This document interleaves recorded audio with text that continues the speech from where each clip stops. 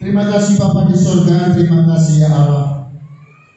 Kalau pada ibadah raya minggu ini ya Tuhan, kami boleh bersyukur kepada Tuhan sepanjang minggu ini.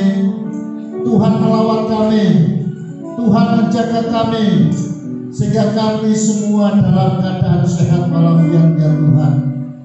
Bahkan kami telah memuji dan membesarkan nama Tuhan. Kami telah meninggikan dalam pujian kami, dalam penyembahan kami. Biarlah Bapa di surga, apa yang kami lakukan pada saat ini, pujian penyembahan kami ada di dalam hadirat-Mu ya Tuhan, dan menyenangkan hati-Mu. Itu yang menjadi kerinduan kami. Dan saatnya Bapa di surga, kami akan mendengar pesan firman-Mu. Kami tahu Bapa di surga, kehidupan kami ketika kami menghadapi tantangan, ketika kami menghadapi problem yang ada di depan kami ya Tuhan, masalah-masalah yang timbul, masalah-masalah yang sedang viral Bapa di surga, pandemi dan lain sebagainya, membuat kadangkala anak-anak-Mu seringkali melupakan Engkau ya Tuhan, dan memberikan waktu banyak untuk pandemi ya Tuhan. Tetapi hari ini Bapa di surga, kami sadar kami perlu Engkau, kami ingin tinggikan Engkau, agar Engkau berkuasa atas hati dan pikiran kami ya Tuhan, sehingga seperti pernyataan-Mu, Engkau berikan kami hari ini dalam keadaan sehat dan kami boleh berada di rumah Tuhan. Terima kasih Bapa, kami siap untuk mendengarkan-Mu. Berdoa bagi hamba-Mu, layakkan hamba-Mu, dan mampukan hamba-Mu untuk dapat menyuarakan isi hati-Mu, sehingga kami semua yang datang pulang membawa berkah daripada firman-Mu. Dalam nama Tuhan Yesus, mari semua yang siap mendengarkan firman Tuhan bersama-sama kita berkata amin. Amin. Ya, salam semuanya. Shalom. Baik Bapak Ibu dan saudara sekalian, dimana kita hari ini mengambil tema sabar plus tekun ya. Jadi sabar plus tekun. Kita akan belajar dari dua kalimat ini. Saudara bisa membedakan nggak antara sabar, tekun, dan mungkin ada yang lain ya, sabar, tekun, taat, setia, apa lagi?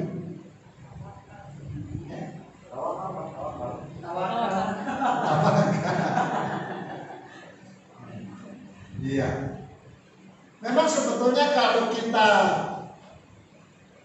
pikirkan lalu kita renungkan, saudara, apalagi kalau kita tidak melihat dengan jeli, kita akan sulit untuk bisa membedakan ya, antara sabar, tekun, setia, taat, ya, atau sinonim yang lainnya. Karena ini beda, ya, beda tipis ya, beda tipis. Ya. Nah, hari ini kita akan belajar dari dua kalimat saja, kata saja, yaitu sabar dan tekun. Ya, saudara, dalam catatan saya ngambil dari kamus ya, KBBI. Apa itu KBBI? Kamus Besar Bahasa Indonesia. Jadi kalau kita ingin mengetahui apa makna arti daripada kalimat bahasa Indonesia, jangan cari di kamus bahasa Inggris ya, jangan cari di kamus bahasa Cina ya, dan apalagi bahasa Batak ya, cari di kamus bahasa Indonesia, maka itu akan tepat ya. Dan di dalam kamus besar bahasa Indonesia, saudara, untuk kalimat sabar ya, mempunyai pengertian. Jadi sabar adalah suatu sikap menahan emosi dan keinginan. Saudara perhatikan ya, sabar itu adalah suatu sikap menahan emosi dan keinginan, serta bertahan dalam situasi sulit dengan tidak mengeluh. Itu sabar. Ya. Jadi kalau ada orang menghadapi segala sesuatu, masa sulit, lalu menggerutu, ya, bersungut-sungut, itu namanya tidak sabar. Walaupun namanya itu sabar nenggolan.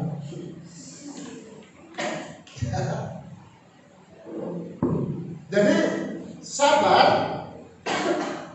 itu adalah suatu sikap menahan emosi, ya, pengennya emosi. Dan ketika kita meluapkan emosi, berkali-kali pun kita mengatakan sabar, sesungguhnya dia tidak sabar. Ya. Karena sabar adalah sikap menahan emosi dan keinginan. Sekalipun keinginan itu mau marah, sekalipun keinginan itu mau menggerutu, bersungut-sungut, tapi kalau dia bisa menahannya dan tidak keluar, lalu keluarnya itu adalah positif, saudara-saudaraku yang kasih, maka itu artinya masuk dalam kategori sabar. Ya. Sabar merupakan kemampuan mengendalikan diri. Ya. Jadi sabar merupakan kemampuan mengendalikan diri yang juga dipandang sebagai sikap yang mempunyai nilai tinggi dan mencerminkan kekokohan jiwa orang yang memilikinya. Ya.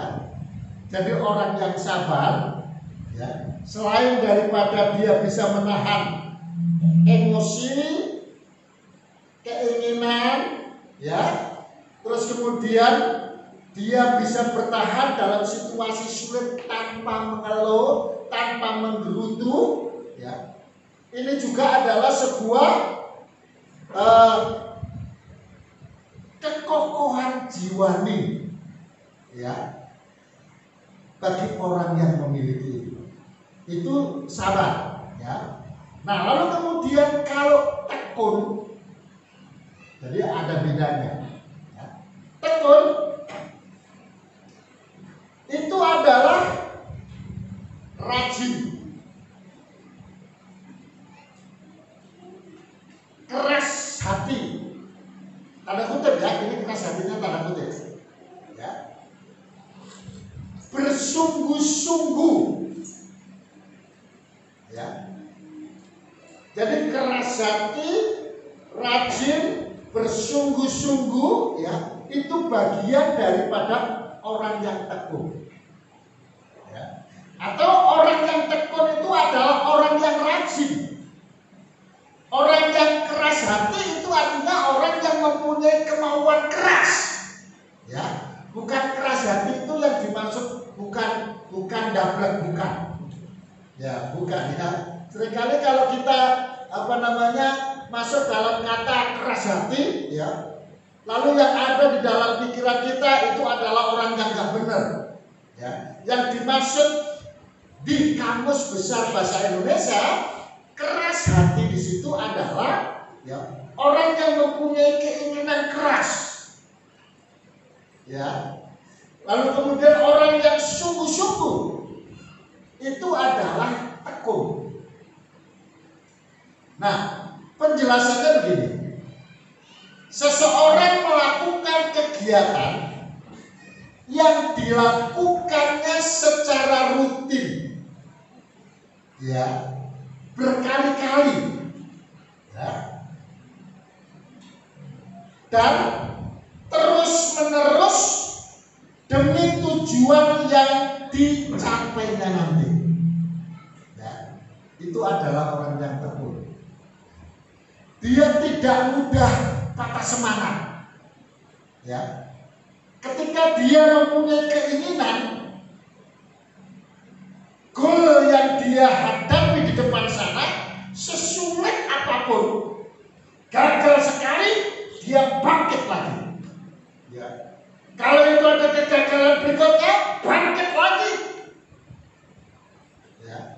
Itu orang yang keras hati yang dimaksud dalam KBBI ini.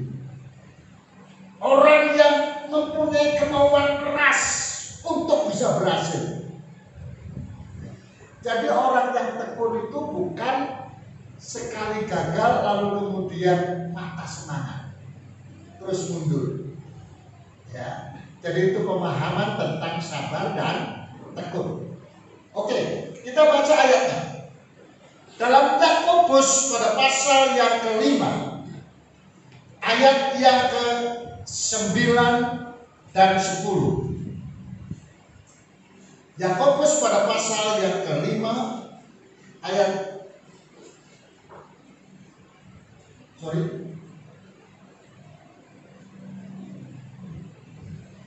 yang ke-10 dan 11 ya. Yakobus pada pasal yang kelima ayat 10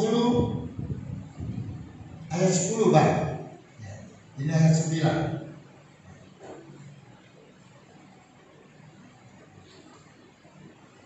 Selamatkan.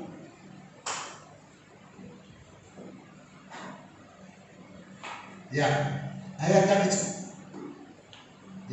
ke-10 dan ayat yang ke-11 kita akan baca bersama. Karena ini adalah ayat yang pertama, mari kita akan bagi berdiri ya, tanda hormat kita kepada pembacaan firman Tuhan ini ya.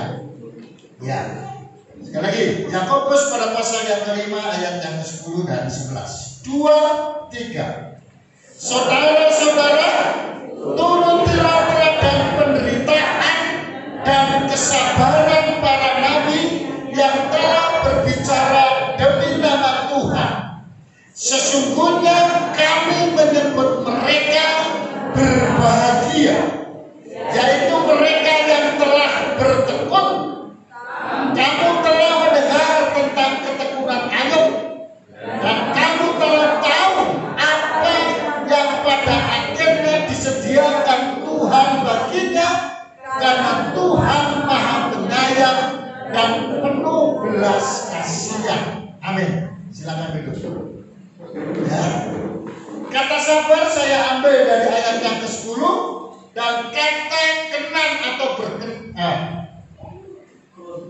tekun atau ketekunan saya ambil dari ayat yang ke-11. Ya. Tapi garis besar yang perlu kita kasih kepada mas kitab suci ini itu pada ayat bagian terakhirnya, Saudara. Apa itu ayat yang terakhirnya? Dikatakan kamu telah tahu apa yang pada akhirnya disediakan Tuhan baginya.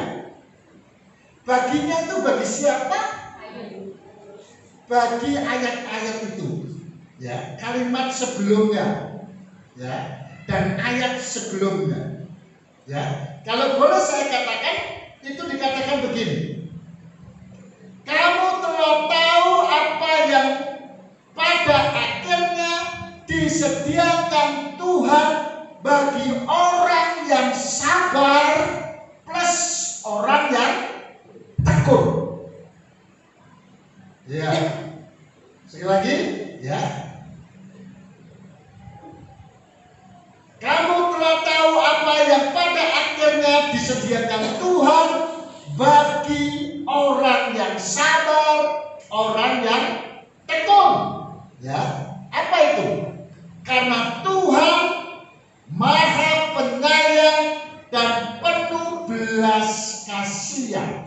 Nanti kita akan belajar, ya.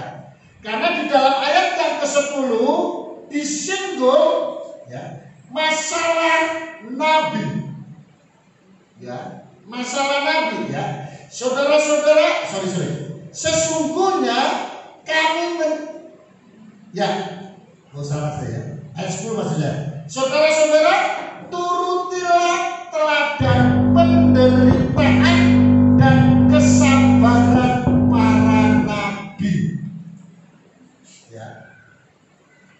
Saudara, sabar itu akan berdiri dekat dengan penderitaan. Sabar itu selalu diikuti, diintip oleh persoalan.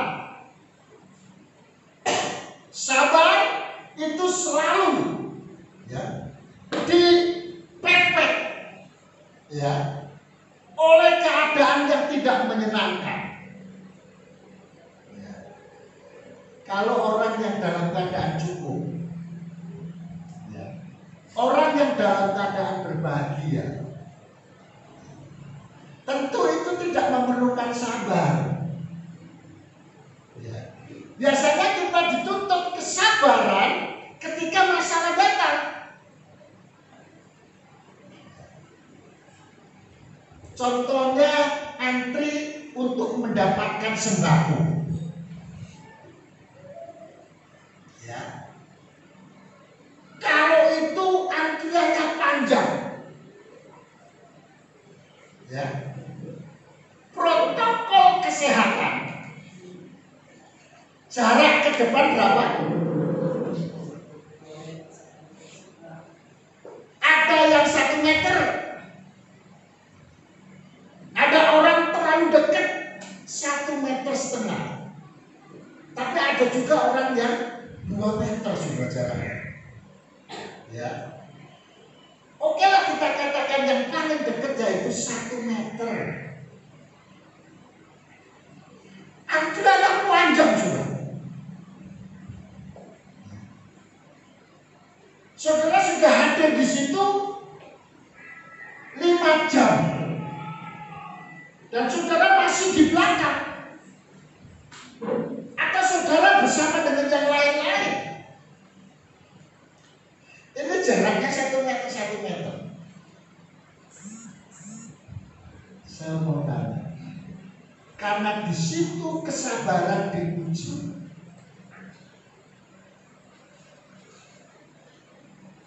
Orang dari Serdang tembung juga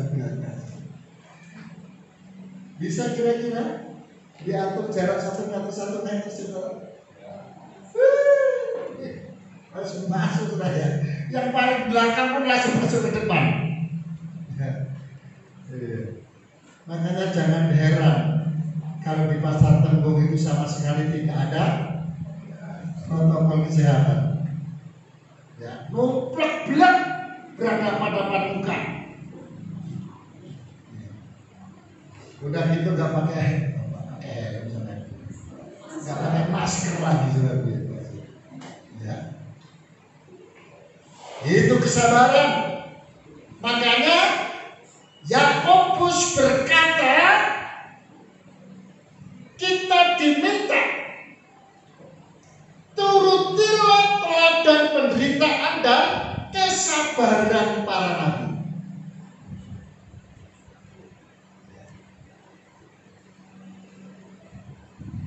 Yang pertama kita coba lihat dulu dalam Ibrani pada pasal yang ke-6. Ayat yang ke-13 sampai 15. Ibrani pada pasal yang ke-6 ayat 13 sampai dengan 15. Kita baca 2, 3. Sebab ketika Allah memberikan janjinya kepada Abraham, ia bersumpah demi dirinya sendiri, karena tidak ada orang yang lebih tinggi daripadanya. Kata, sesungguhnya aku akan memberkati engkau berlimpah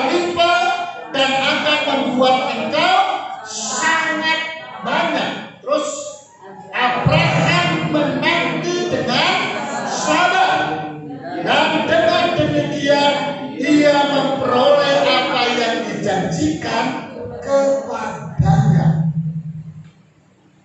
Saudara, Abraham mendapat janji daripada Allah. Dan ketika Allah membuat janji itu, dia bersumpah. Ya. Demi siapa? Allah bersumpah demi siapa? Demi dirinya sendiri. Jadi kalau saudara-saudara sumpah, boleh saudara bersumpah demi diri saudara? Orang bersumpah, dia harus bersumpah demi yang ada di atasnya. Kalau Allah bersumpah, ya, maka Allah tidak salah kalau dia bersumpah atas dirinya sendiri. Kenapa? Karena di atas Allah tidak ada. Maka itu Paulus mengajarkan kepada kita, kalau kita mau bersumpah, hati-hati. Ya. Karena mulut orang percaya itu, oh itu bisa terjadi apa yang dia ucapkan. Maka lebih bagus jangan bersumpah, saudara. Ya. Karena sumpah itu kalau tidak dilakukan, itu akan mendatangkan laknat bagi kita. Maka jika ya, katakan ya. Jika tidak, katakan ya.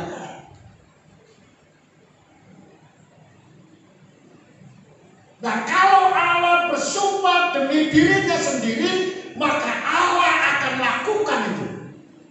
Tidak bisa tidak. Sementara yang Allah janjikan dengan bersumpah adalah, aku akan memberkati engkau Abraham, dan aku akan memberkati keturunan. Memang di sini nggak disebutkan keturunan, ya. Tapi kalau kita perhatikan dengan seksama, dalam ayat yang ke-14,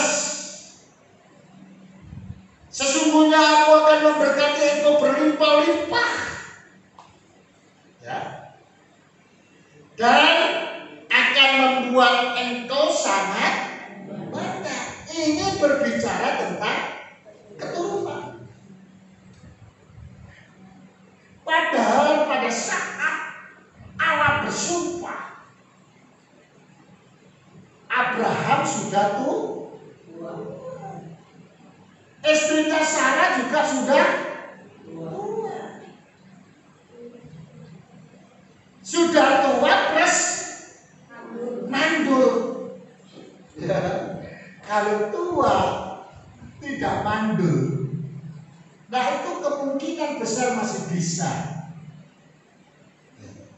Tapi kalau yang namanya mandul, jangankan yang sudah tua, yang masih muda pun tidak bisa punya anak. Itu hukum, ya, mandul. Itu hukum mandul.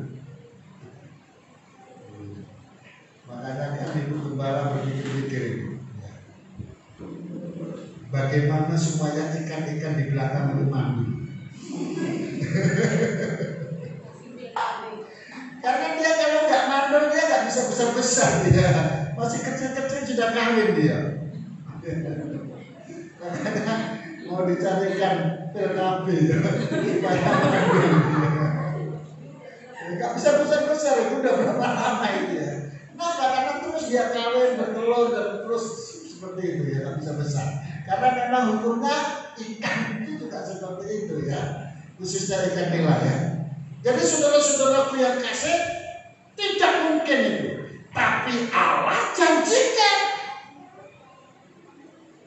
Dan saudara tahu, yang membuat janji itu tepat, itu karena respon daripada Abraham. Responnya apa? Abraham menanti janji itu dengan sabar. Ya, dengan sabar. Ya, sementara sabar itu adalah sikap menahan emosi dan keinginan. Lihat daripada emosi, keinginan, apa enggak Abraham bilang apa? Ngomong doang itu Tuhan. Kenapa enggak aku waktu masih muda kan gitu kan? Ini sudah tua, masa aku punya anak? Udah gitu mandul buat istriku. Saudara, kalau andai kata sikap Abraham bersungut-sungut seperti itu, maka dia tidak akan mendapatkan jadian. Tapi Alkitab mencatat Abraham menunggu dengan sabar. Ya kan? Bulan ini belum ada tanda ya positif. Ora apa-apa. Ya, tetap percaya sama Gusti Yesus. Ya, tetap percaya dia. Ya. Lalu kemudian tahun ini juga sudah masuk di Desember. Ya kan? Nggak ada tanda-tanda. Namanya sabar, dia bisa menahan emosi, menahan keinginan, lalu dia katakan, ya, orang, ya, itu namanya sabar. Ya, apapun yang menjadi keadaan saudara sekalian, masalah apapun yang kau hadapi, ya, percayalah, Tuhan sudah janji buat orang yang percaya. Sekarang adalah tinggal respon orang percaya ini. Tinggal respon saudara, tinggal respon kita. Apakah kita merespon itu dengan sabar? Sekalipun sampai hari ini belum bekerja karena pandemi. Ya. Sekalipun di dapur kita ya semuanya sudah kosong, orang nggak ada dan lain sebagainya. Ya. Mampukah kita menahan emosi? Mampukah kita menahan keinginan? Ya, Abraham mendapatkan janji. Ya. Lalu kemudian saudara-saudara yang kasih kita lihat dalam kitab Ayub. Karena ayat yang ke-11 berbicara tentang Ayub.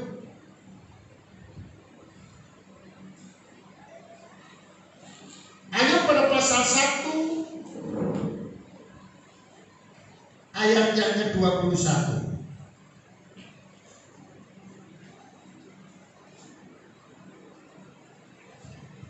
Ini ketekunan Ayub, kita lihat. Ayat 21 dan 22. Ayub pasal 1 ayat 21 dan 22.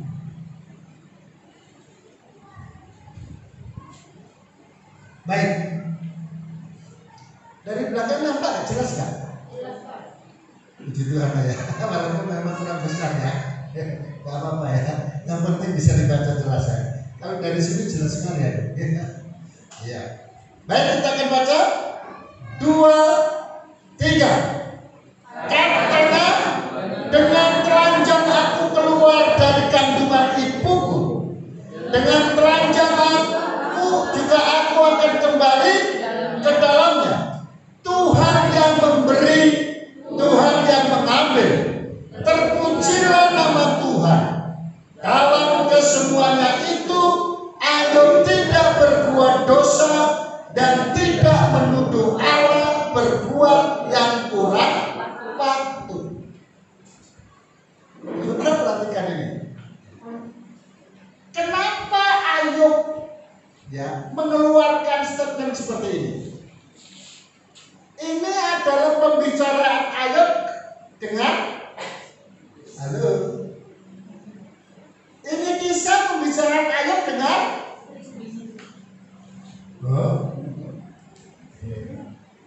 sekali lagi ya. 21 katanya ini yang ngomong adalah Ayub. Ya.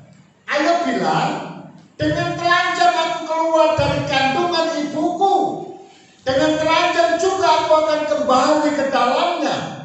Tuhan yang memberi, Tuhan yang mengambil, terpujilah nama Tuhan.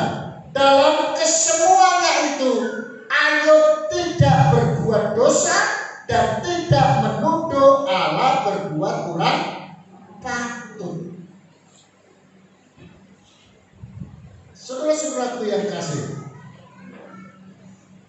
ini perjalanan peristiwa bagaimana Ayub, seorang yang sukses, mempunyai anak yang cantik-cantik wanitanya dan ganteng-ganteng prianya. Jangan dibalik ya. Saya nggak bangga kalau punya anak laki cantik-cantik. Ya. Kenapa? Karena jalannya itu berbeda. kalau laki-laki cantik kan gitu ya. Nah begitu juga sebaliknya kalau wanita ganteng kan gitu. Jalannya juga berbeda, saudara-saudara ya. Nah, Ayub mampu berkata ketika dia semua harta bendanya habis, anak-anaknya juga mati semua, saudara-saudara yang kasih, sebetulnya dia bisa protes sama Tuhan. Tapi bagi dia no problem. Itulah sebabnya pada ayat terakhir tadi dikatakan, dalam kesemuanya itu Ayub tidak berbuat dosa dan tidak menuduh Allah berbuat yang kurang patut. Jadi Ayub bisa menjadi kaya itu karena Allah. Ayub bisa mempunyai keturunan yang ganteng-ganteng, cantik-cantik, itu juga karena Allah. Kalau Allah ambil, ya orang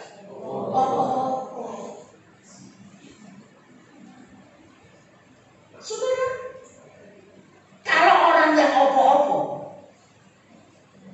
apa itu opo-opo?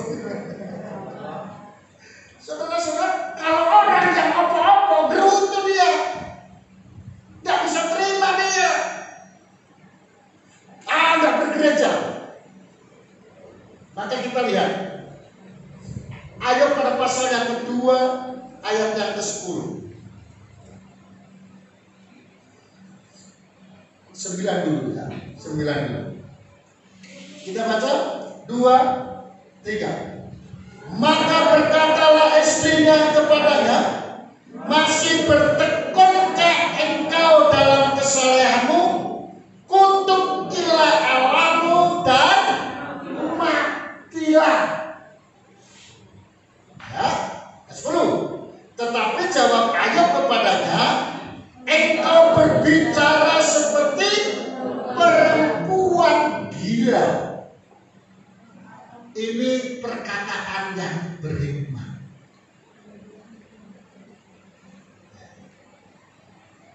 Manusia modern, dia tidak punya perkataan seperti ini.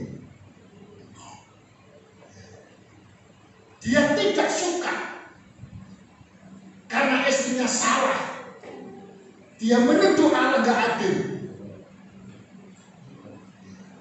Marah memang. Tapi ada jalur komunikasi yang baik, sopan santun. Coba kalau orang sekarang gak cocok sama istrinya, kalau bahasa Jawanya, diam kau, atau gila kau, kan gitu kan? Ya. Saudara, kalau ada orang mengatakan istrinya gila, yang rugi siapa? Ya suaminya. Makanya Ayub tidak memakai itu.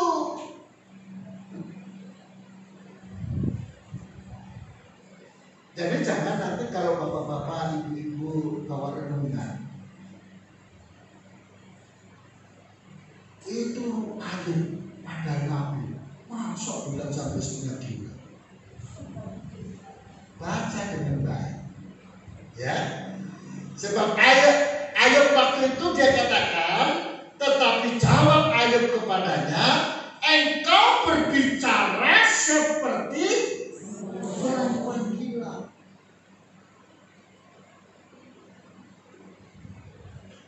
Coba kalau umpamanya ada orang bilang sama saya, Pak Pendeta Muhammad Bambang itu seperti monyet. Mana? Kenapa gua harus marah? Karena kalau seperti monyet berarti Pak Bambang bukan monyet. Beda enggak? Pak Bambang itu monyet. Surat-surat dia kasih. Makanya Ayub pakai bahasa yang santun. Ya. Enggak mengatakan istrinya gila. Cuma seperti perempuan gila. Maksudnya apa? Supaya sadar. Karena orang gila susah sadar. Susah sadar. Ya. Jadi surat-surat yang kasih berkali-kali di sini. Ya. Istrinya bilang, masih bertekunkah engkau dalam kesalahan? Kutukilah Allahmu dan matilah.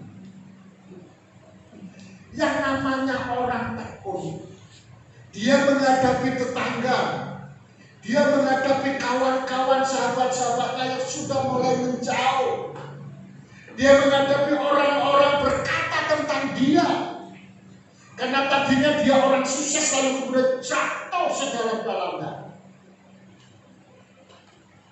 Bahkan istrinya sampai bilang begini, tapi tak henti-hentinya Ayub terus bertekun, ya, memberitakan Allah itu luar biasa.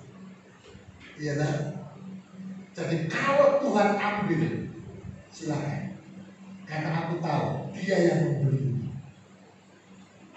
Sehingga apa yang terjadi, saudara-saudara yang kasih, pasal 42, wah, luar biasa. Anaknya yang mati perempuan, cantik memang. Begitu dikembalikan Tuhan, istrinya melahirkan lagi. Berarti istrinya berubah kok. Coba kalau waktu itu, ya, istrimu gila kok. Ya, jangan-jangan dia bertobat sudah. Makanya tutur kata bahasa, ya. Iya. Yang suka ini suami-suami terhadap istri, ya. Walaupun ada juga istri terhadap suami. Ya, tapi timbal balik, ya. Ayo kita memakai tata bahasa yang bagus, ya, sehingga orang mau marah tidak jadi marah, saudara-saudara yang kasih, ya. Lalu kemudian anaknya dikatakan dengan jelas cantik sekali. Bahkan di dalam pasal 42 itu, saudara, anak-anak Ayub itu cantiknya melebihi wanita-wanita yang lain, sampai dikatakan tidak ada wanita yang lebih cantik daripada anak Ayub. Coba bayangkan, saya melihat istriku cantik sekali. Ya, bagaimana itu anaknya Ayub, saudara? Tentu bapak-bapak juga bilang gitu, istrinya pasti cantik kan? Ya, kalau nggak cantik pasti dimarahin nanti di rumah. Iya, iya. Jadi saudara-saudara yang kasih, satu lagi kita baca di dalam kitab Kejadian pada pasal yang ke-6. Ini ayat terakhir kita. Kejadian pada pasal yang ke-6 ayat yang ke-13. Ini panjang ya, tapi gak apa-apa karena ayat terakhir ya. Kita baca Kejadian 6 13 sampai 22. Ini nanti gak banyak keterangan ya, karena ini cuma jelas. Kejadian 6 ayat 13 sampai 22. Kita akan baca dengan cepat ya. 2, 3. Aku telah memutuskan untuk mengakhiri hidup segala makhluk, sebab bumi telah menunjukkan kekerasan pada mereka. Jadi aku akan memusnahkan mereka bersama-sama dengan bumi. Buatlah bagimu sebuah baturan dari kayu gofir, Batra itu harus kau buat berpetak-petak dan harus kau tutup dengan pangkal dari luar dan dari dalam. Beginilah itu harus membuat batra itu 300 hasta panjangnya, 30 hasta lebarnya, dan 30 hasta tingginya. Buatlah atap pada batra itu dan selesaikanlah batra itu sampai sehasta dari sehasta, dan pasangkan pintunya pada lambungnya. Buatlah batra itu bertingkat bawah, tengah, dan atas. Sebab sesungguhnya aku akan mendatangkan air bah meliputi bumi untuk memusnahkan segala yang hidup dan bernyawa di bawah kolong langit. Segala yang ada di bumi akan mati binasa. Tetapi dengan engkau aku akan mengadakan perjanjianku, dan engkau akan masuk ke dalam batra itu, engkau bersama-sama dengan anak-anakmu dan istrimu dan istri anak-anakmu, dan dari segala yang hidup, dari segala makhluk, dari semuanya haruslah engkau bawa satu pasang ke dalam batra itu, supaya terpelihara hidupnya bersama-sama dengan engkau. Jantan dan betina harus membawa. Dari segala jenis burung dan dari segala jenis hewan, dari segala jenis binatang melata di muka bumi, dari semuanya itu harus datang satu pasang kepadamu, supaya terpelihara hidupnya. Dan engkau bawalah bagimu segala apa yang dapat dimakan. Kumpulkanlah itu padamu untuk menjadi makanan bagimu dan bagi mereka. Ayat terakhir, lalu Nuh melakukannya itu tepat seperti yang diperintahkan Allah kepadanya, demikianlah dilakukannya. Saudara, keadaan waktu itu memang jauh berbeda dengan keadaan kita sekarang. Pernah dengar zaman batu? Coba bayangkan, orang sunat pakai batu. Coba bayangkan, orang motor pakai batu. Sudah bayangkan. Terus Allah inginkan Nuh membuat perahu yang besar. Berapa tingkat? 3 tingkat. Coba bayangkan, orang-orang mencemooh jauh dari laut, jauh dari sungai, buat perahu. Semua mencemooh, goblok kau. No, gila kau no. Bukan seperti orang gila lagi. Udah masuk akal. Sama sekali tidak ada sungai. Kalau sungai kecil itu namanya apa? Parit. Parit pun nggak ada. Tapi buat kapal yang besar, coba bayangin. Kenapa harus besar itu? Karena itu harus menampung semua jenis binatang. Loh, jenis binatang itu sudah berapa banyaknya?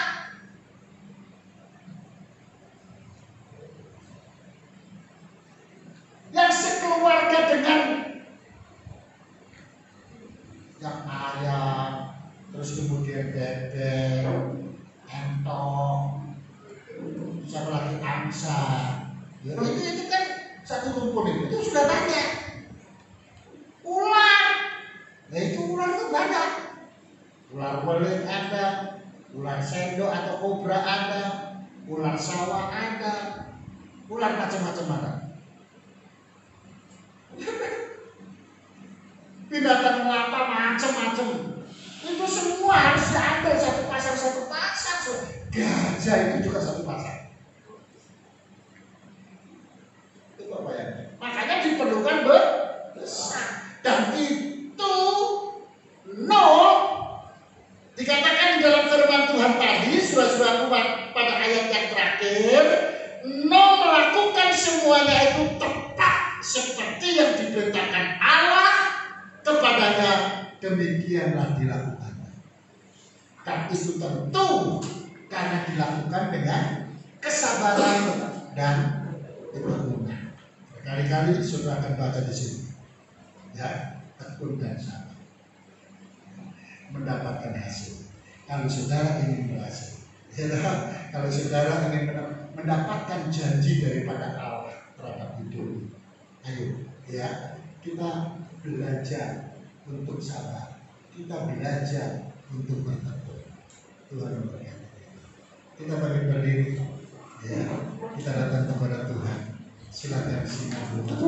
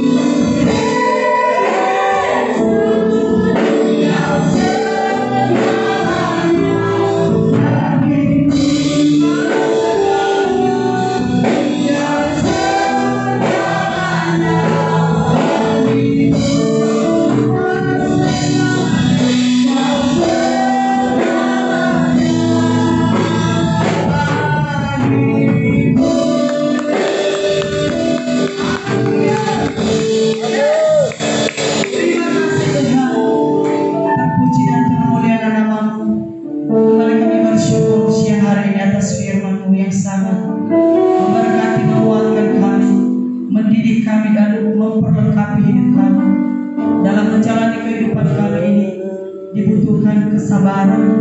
Jadikanlah kami Abraham akhir zaman Tuhan, yang senantiasa sabar untuk menanti janji Tuhan. Dan dengan bertekun kami boleh meraih apa yang menjadi janji Tuhan. Kiranya ada dalam diri kami, ada kesetiaan, ada ketaatan, ada kesabaran, dan ada ketekunan.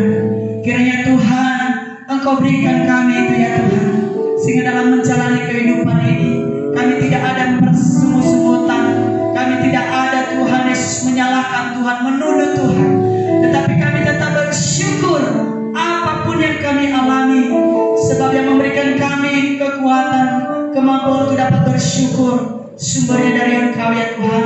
Itulah sebab kami mohon siang hari ini, kiranya Engkau Allah yang memberikan kami hati dengan sabar dan bertekun di hadapan Tuhan, sehingga kami boleh meraih janji Tuhan.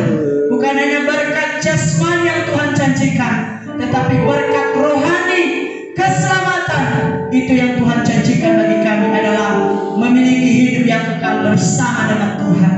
Terima kasih Tuhan buat umat manusia hari ini yang telah menyembah dan meninggikan Tuhan. Dan kami percaya setiap beban mereka, setiap pergumulan persoalan yang mereka hadapi, bahkan sakit penyakit yang mereka alami, Tuhan telah menyembuhkan mereka, dan Tuhan telah melepaskan mereka, dan Tuhan telah memberikan jalan keluar di setiap pergumulan mereka. Terima kasih Tuhan, Tuhan yang menghibur jemaat-Mu dan Tuhan yang menguatkan. Terima kasih Tuhan atas firman-Mu siang hari ini.